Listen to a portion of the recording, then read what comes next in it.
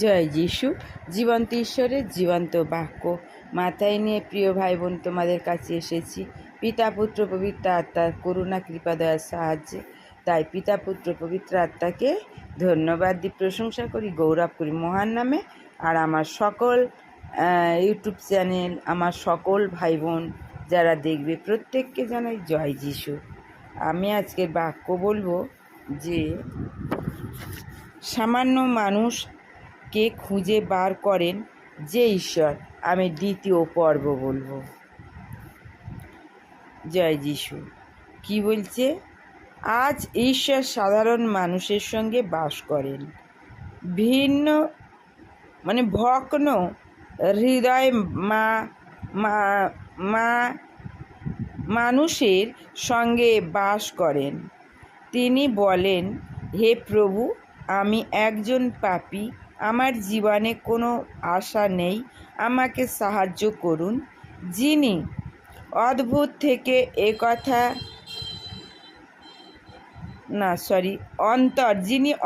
থেকে এ কথা বলতে পারেন, ওই সাধারণ মানুষের ঝুড়িতে কাজের জায়গায় ঈশ্বর সব সময় তার সঙ্গে বাস করেন। প্রভু যিশুর জন্ম কিন্তু কোনো ব্যাংলো কিংবা বিরাট প্রাসাদে হয়নি। জন্মের সময় একটা কেন একটা ছোট জায়গাও ছিল না। গোয়ালে, যেখানে গরু বাঁধা থাকে, ঘাসের মধ্যে এই পৃথিবীর স্রষ্টা প্রভুর জন্ম হয়েছিল। প্রভু যিশুর পিতা ছিলেন সাধারণ মানুষ।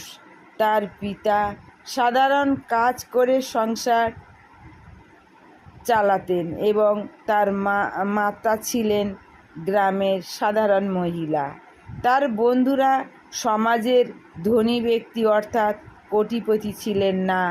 প্রভু যিশুর শিষ্যদের মধ্যে কেউ উচ্চ শিক্ষা পায়নি, কেউ পিএইচডি বা ডিগ্রি লাভ করেনি, কেউ ধনী ছিলেন না। তারা ছিলেন খুবই সাধারণ, জেলে এবং খেটে খাওয়া মানুষ। তারা কেউ সমাজে সুপরিচিত ছিলেন না। প্রভু যিশুর শিষ্যদের সম্বন্ধে পড়লে আমরা বুঝতে পারি, তারা যে সমাজে বাস করতেন সেই স্থানের মানুষ ছিল খুব গরিব। তারা খুব বড় শহর কিংবা গ্রামে বাস করতেন না। সুখ বিলাস সম্বন্ধে তারা কিছু জানতেন না, কিন্তু তাদের হৃদয়ের ভিতরে ছিল ঈশ্বরকে খোঁজার আগ্রহ। আজও ঈশ্বর এই ধরনের মানুষদের খোঁজেন, এই রকম মানুষদেরই চান।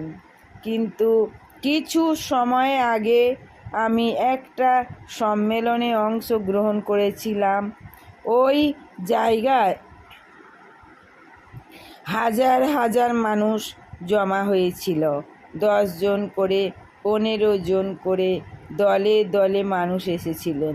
তারা যখন ফিরে যাচ্ছিলেন তখন আমি দেখলাম যে খুবই সাধারণ পোশাক পরেছিলেন, কারোর কোনো পায়ে চটিও ছিল না।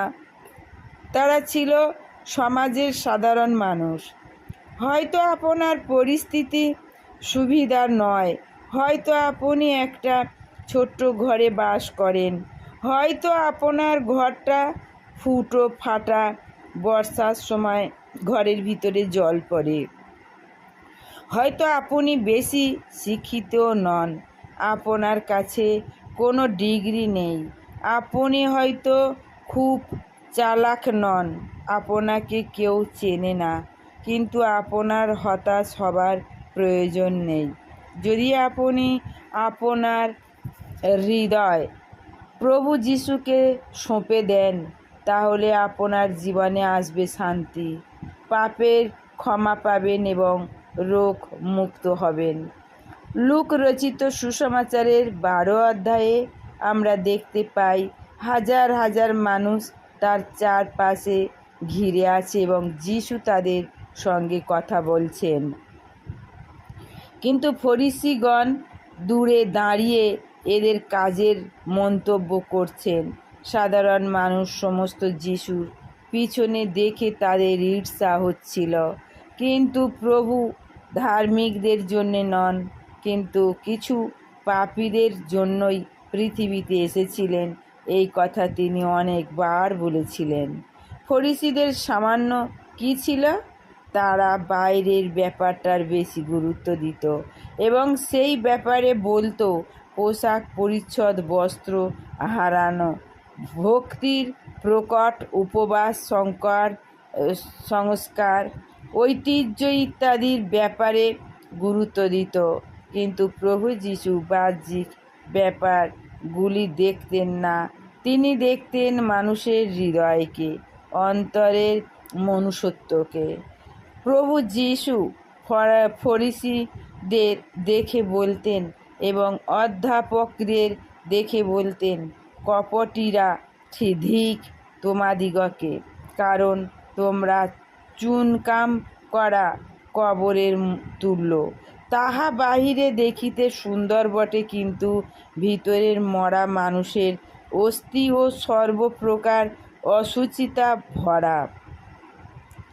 তদ্রূপ তোমরা ও বাহিরে লোকদের কাছে ধার্মিক বলিয়া দেখাইয়া থাকো, কিন্তু ভিতরে তোমরা কপটতা ও অধর্মে পরিপূর্ণ। তোমরা যা কিছুই করো তা সবই লোক দেখানো, মনুষ্যকে দেখাবার জন্য তোমরা প্রার্থনা করো। গির্জায় যাও, তোমরা এসব করো, কিন্তু তোমাদের হৃদয় পাপে ভরা। তোমরা ভক্তির বেশ ধারণ করে আছো, তোমাদের ধিক।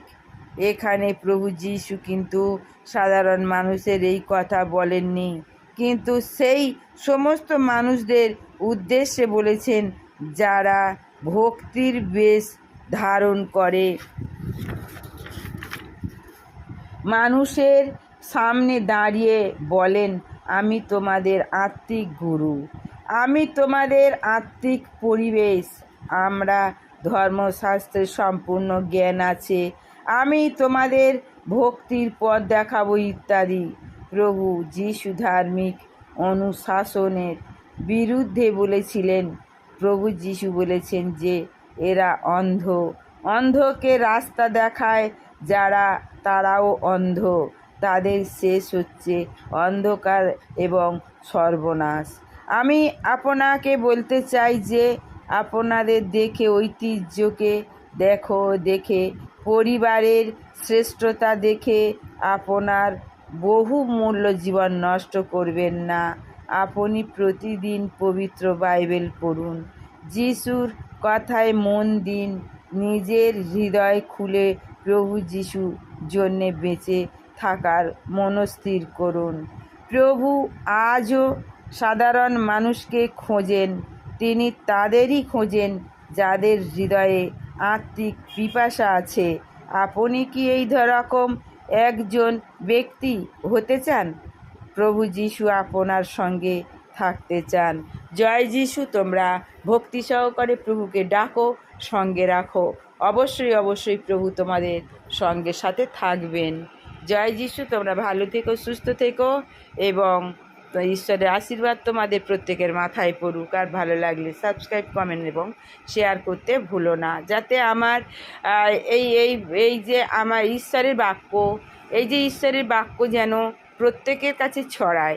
এইটা আমার একার দ্বারাই সম্ভব নয়। প্রিয় ভাই বোন, তোমরা প্রত্যেকে যদি সাবস্ক্রাইব করে দাও, শেয়ার, কমেন্ট করো, তাহলে আমি যে এই যে ঈশ্বর আমার মধ্যে পবিত্র আত্মা দিয়ে বাক্য বলছে, তোমরা যদি সবাই এরকম শেয়ার, সাবস্ক্রাইব, কমেন্ট করো, তাহলে এটা ভেবো না আমি একা প্রচার করছি, তোমরাও প্রচার করছো, কারণ তোমাদের দ্বারাই এগিয়ে যাবে বাক্যগুলো, আর তোমরাও প্রচার করছো সবার মধ্যে দিয়ে।